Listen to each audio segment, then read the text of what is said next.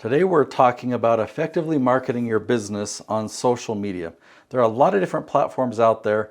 Which one should you choose? How do you use each platform the right way? Now I have narrowed it down to my top 3. So we're going to be looking at 3 different social platforms, and I'm going to be discussing unique ways you probably haven't heard of before. I'm also going to help you separate nurturing from actual marketing so you can pull in people who've never heard of you before. And we're going to talk about the quality of leads too. How can you ensure that you're generating the highest quality of leads? Let's dive right in.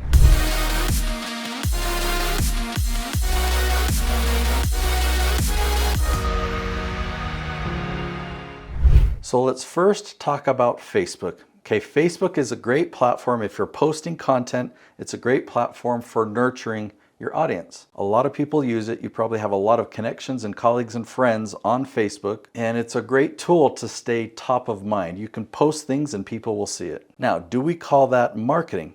A lot of people would say yes. If I have an automated system and I'm putting marketing messages out there, or I'm putting business messages or just content specific messages out there, that's marketing. But I would say no, that's nurturing. I mean, think about your email list. These are people who have already subscribed to your email list. If you're emailing them and sending them out regular content or regular newsletter each week, you're nurturing your list, you're nurturing your audience and helping make sure that you're staying top of mind with them. And that's really the same thing that's going on Facebook. As you regularly post, you're doing a good job of nurturing your friends. In order for this to be marketing, your post would need to reach people who've never heard of you before. So if you have a post that goes viral and a lot of your friends and connections share it with other people, then that becomes marketing because new people are seeing that post. Now, the type of post that goes viral, you can't really control. And is it the one that's really going to help you generate leads or generate revenue or get the right type of friends? I don't know about that, right? So that's the hard part. Now, of course, there's the other side of Facebook where you could pay for ads. Now, you've got a promo video and you're paying people to come and watch that promo video. And there's a lot of advantages to that, but there's also some disadvantages, okay? So the advantages are it's really quick, it's really fast. You turn on the ad spend and people are gonna start seeing your ads. And you can iterate, you can change your landing page, you can change the video that they watch, you can change the text or the color. You can do split testing so you can compare things side by side, and very quickly over time, whether it's weeks or whether it's months, you can really fine-tune your funnel so you can minimize your ad spend and maximize your return. Or in a lot of cases, just make sure that there is a return, a profitable return. Now, in my opinion, that is a great place to start because you can learn so much. Plan on spending money and not really being profitable in the short term, but it is a way to really fine-tune your funnel, to really fine-tune your offer. And if you have that as your goal, that you really want to fine-tune those things and get your funnel working, then you can certainly accomplish that objective. Now let's talk about LinkedIn. LinkedIn, you can do a lot of the same thing in nurturing your network, but it is more of a B2B space. It's a space where people talk more about business, where Facebook is a lot more personal. And there are tools in LinkedIn that you can search for your target audience. You can use the basic search tool. It's kind of rudimentary, but you can search and try and find people that way. Or you can pay to use the LinkedIn Sales Navigator, where you can really customize your demographics, the audience, the location, the age, the type of income, the type of business and whatnot. And you can really hone in on that target audience. So here's where it gets unique. Some of that stuff you might have heard before, but I want to tell you about something that I've done to test, and it really surprised me, okay? So I found 100 people. I took a list of 100 people that I found on LinkedIn, and I wanted to message them. I wanted to reach out to them. So for this first group of 100 people, I sent them a promotional message. I let them know something to the effect of, hey, I wanted to introduce myself. This is what I help people with. I'm really good at this. I've got a track record of success,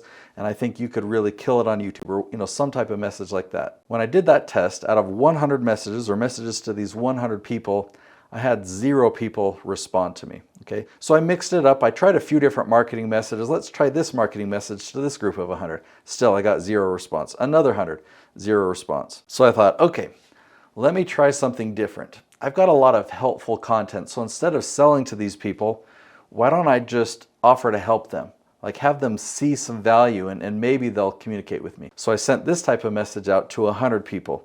And I had 1 person reply. And I thought, well, that's better, let me try it again. So I sent out another 100 and I got 0. So I'm like, there's still gotta be a better way. Then I had an idea. And I'd never done this before. I'd never heard of it anywhere else. It's just an idea that I had because I knew a lot about my target audience because these are the people that I work with and I am one of them. So what I decided to do is, what if I don't worry about me, but I focus on them? And then I thought, what if I compliment them? And that's all I do. Let's just see what happens.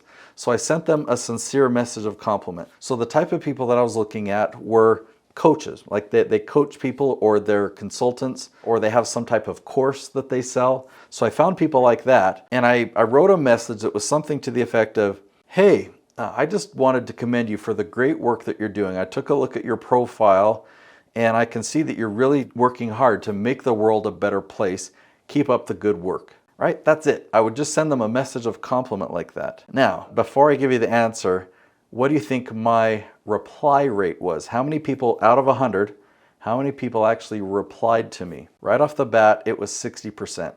And over the next week, that actually increased to 70%. I had 70%. So out of all these others where I had zero, and one time I had one person respond, I had 70% of the people reply to me. So not just an open rate, but a reply rate. So I knew that I was onto something. So what I would do is I would systematically message people like this. I would just send them compliments, and those that responded, I would continue to have a conversation with. But it goes a little bit deeper. Let me tell you what some of these responses were. So, because some of them were, hey, thanks. That's a basic response. That's not too engaging. All I did was compliment them, and some of them would respond and say, well, thanks, but I went and checked out your profile, and I have to say, you look like you're doing a good work too. And I went to your YouTube channel and I watched several of your videos. Your content is really good. When can we chat? Right? So all I would do is compliment them, and I'd have people requesting to have appointments with me. This really happened. Okay, so we've talked about Facebook. We've talked about LinkedIn. I don't really know Instagram. I don't really know Twitter or X. I don't know TikTok. I can't stand TikTok actually.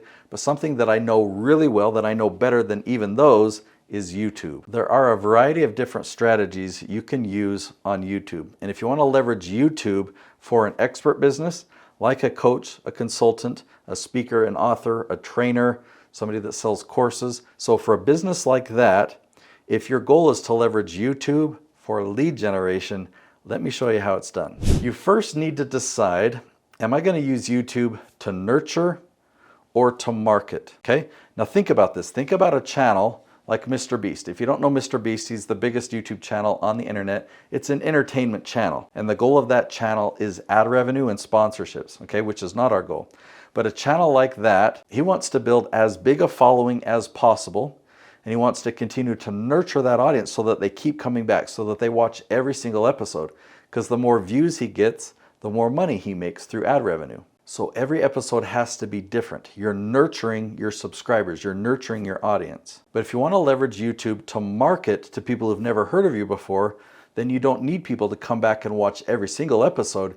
You just want them to watch one episode and then join your email list and have a conversation with you. So this YouTube strategy really works. Let me show you some examples. If you type in this question in the YouTube search bar, are fixed indexed annuities a good investment? You'll see my client, Stan the Annuity Man. Or if you type in how to get your kids to listen without yelling, you'll see parenting experts Paul Jenkins in number 2, Nicolene Peck in number 3. If you type in how to get business credit with poor personal credit, you'll see Noelle Randall in the top 2 spots. If you type in what is the role of a superintendent in construction, you'll see Jason Schroeder ranking at the top. You'll actually see him in positions 3 and 4 as well. Okay, so what are we looking at there? Those are not promo videos. In fact, I like to look at it as a stage 1 video and a stage 2 video, a 2 different video process to generate leads from YouTube. So how you can effectively use YouTube to market your business is you create these level 1 or stage 1 videos, which are how-to videos that answer people's questions. There's nothing sold there. You're just building a relationship with them. And once they know you and trust you, then they'll go and they'll watch a promo video, and it's a much better experience for them. They don't feel like they're being sold to because they sought it out. And when you have a conversation with them, they're a much higher quality lead. I'm so excited for you to learn my strategy. I teach a strategy called the LEAF strategy. It's got 5 ingredients. And I've created a mini course that I want you to take. It's only $17. If you go to youtubeleadgen.net, you'll find my course there. You can find a lot more information. The course is called the YouTube Lead Gen Blueprint. So in the course, I teach you my 5-ingredient strategy. You'll learn how to pick the right titles. You'll know how to design the right thumbnail. You know the right length. You'll know how to keep people's attention. You'll know how many episodes to create each month.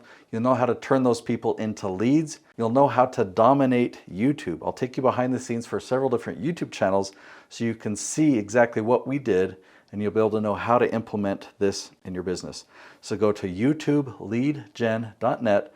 The course is just $17. I'll see you there.